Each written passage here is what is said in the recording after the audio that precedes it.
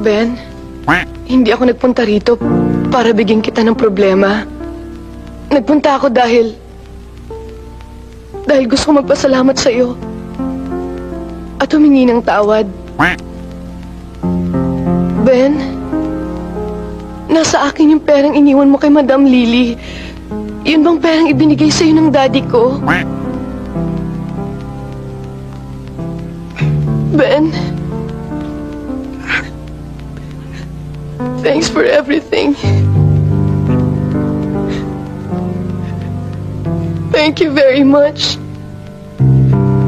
I have learned so many things from you and... Tama na! Ingles ka naman ng Ingles! Pagka man nandito, mas ka nga! Huwag ka namang sumigaw!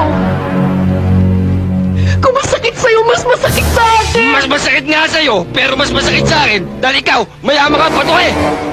Wala kang paramdam! Babalik naman ba tayo sa ganitong pag-uusap? Hindi! Iisa-isig ko sa'yo dahilan! Ano? Una! Ha? Ikaw kasi, ipinanganak ang mayaman! Ako pinanganak ang mahirap! Pangalawa! Wala ka, ano? Ikaw may magulang ka! Ako Ano? silaw! Pangatlo! Hindi ako yung klase ng lalaki na bubuntot-buntot sa'yo at papahaw sa'yo sa leg! Pang-apat, kahit kailan hindi mo ako mapagkukutsara! Pang-lima, ang hirap sa'yo hindi ka kasi mahirap! Pang-anim, kahit kailan hindi ako magpapapi sa inyo at magpapalimin! Naintindihan mo? Hindi! Sa dinamit namin na sinabi mo, wala akong maintindihan! Alam mo, isa lang naman nakita kong dahilan eh. Hindi 6, hindi 10, hindi 100, kundi isa lang! Hindi mo kasi kaya paglaban ng pag-ibig mo! Ano? Ang dali mo sumuko! Sumuko!